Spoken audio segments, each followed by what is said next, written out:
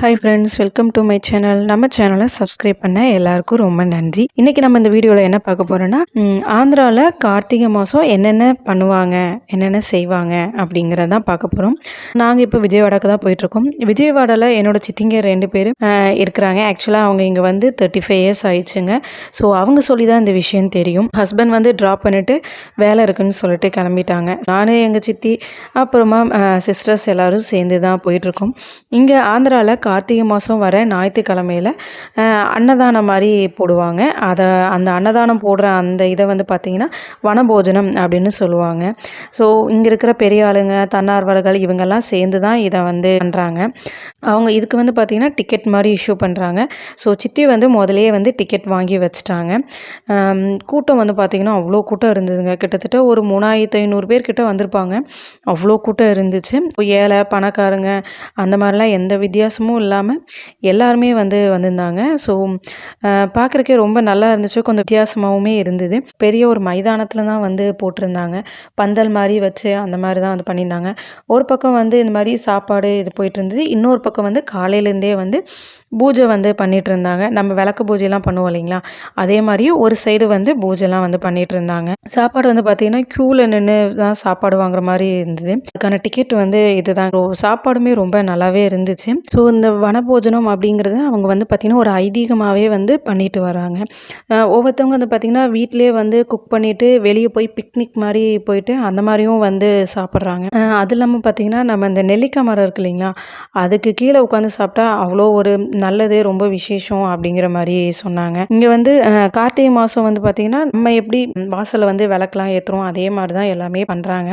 சோமவாரம் வர்றதாகட்டும், அது எல்லாமே நம்ம எப்படி பண்ணுறோமோ அந்த மாதிரி தான் பண்ணுறாங்க. இவங்களுக்கு இங்கே கார்த்திகை தீபம் அப்படின்னு சொல்லிட்டு அதை வந்து பண்ணுறது கிடையாது. அதுக்கு பதிலாக வந்து பார்த்திங்கன்னா தீபாவளி அப்போ வந்து வீடு ஃபுல் விளக்கேற்றி வைக்கிறாங்க. கார்த்திகை மாதம் வர அந்த பௌர்ணமியை வந்து ரொம்ப ஒரு விசேஷமாக கொண்டாடுவாங்க.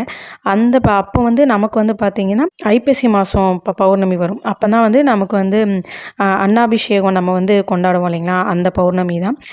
அந்த பௌர்ணமி அப்போ இவங்க வந்து ரொம்ப விசேஷமாக கொண்டாடுறாங்க. பௌர்ணமிக்கு முதல் நாள் நைட்டே 365 திரியை ஒன்றா வச்சு அதை வந்து எண்ணெயில் ஊற வச்சிடுறாங்க.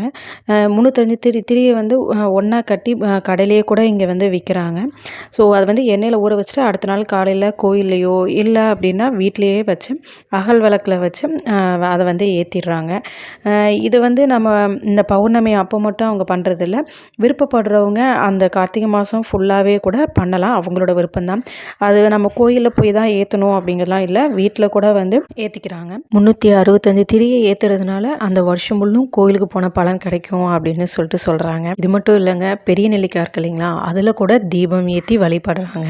அந்த நெல்லிக்காய் மரத்துலேருந்து ஒரு சின்ன பிரான்ச்சஸை எடுத்துகிட்டு வந்து நம்ம துளசி செடியோட வச்சு அதையும் வந்து இந்த கார்த்திகை பௌர்ணமி அன்னைக்கு வச்சு ரொம்ப விசேஷமாக வழிபடுறாங்க.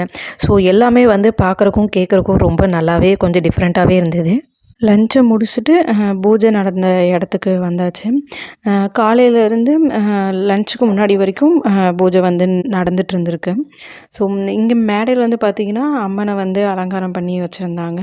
அங்கே இருக்கிறவங்க எல்லாருக்குமே வந்து கேம்ஸ் மாதிரி கண்டக்ட் பண்ணியிருந்தாங்க. ரொம்ப நல்லா இருந்துச்சு. நிறைய லேடிஸ்லாம் வந்து ரொம்ப என்ஜாய் பண்ணி நல்லா கேமை வந்து விளையாண்டாங்க. ரொம்ப நல்லா இருந்துச்சு பார்க்குறக்கு. நாங்களும் கொஞ்சம் நேரம் உட்காந்து பார்த்துட்டு அதுக்கப்புறமா வந்து இங்கே பூஜை பண்ணவங்களே வந்து வர்ற சுமங்கலிக்கு எல்லாருக்கும் வந்து மஞ்சள் குங்குமம் அதெல்லாம் வந்து கொடுத்தாங்க. ஸோ மஞ்சள் குங்குமம் வாங்கிட்டு அப்புறமா வந்து சித்தி வீட்டுக்கு வந்து கிளம்பிட்டோம். சித்தி சித்தப்பாங்க விஜயவாடாக்கு வந்து 35 வருஷம் ஆச்சுங்க. ஸோ இட்லிக்கு தோசைக்கு இதுக்கெல்லாம் மாவு அரைச்சி சேல்ஸ் பண்ணுறாங்க. ஸோ அந்த பிஸ்னஸ் தான் வந்து பண்ணிகிட்ருக்காங்க. ஸோ இங்கே வந்து பார்த்திங்கன்னா ஊறுகாய் வந்து விற்கிறாங்க. அதாவது வந்து பச்சை மிளகாவும் இந்த கோங்கரா இருக்குங்களா அந்த ஊறுகாய், அப்புறம் வந்து மாங்காய் ஊறுகாய் இதெல்லாமே விற்கிறாங்க. ஸோ இது இன்ஸ்டன்ட்டில் பூரி வந்து இருக்குது அப்படிங்கிறது எனக்கு இப்போ தாங்க தெரியும்.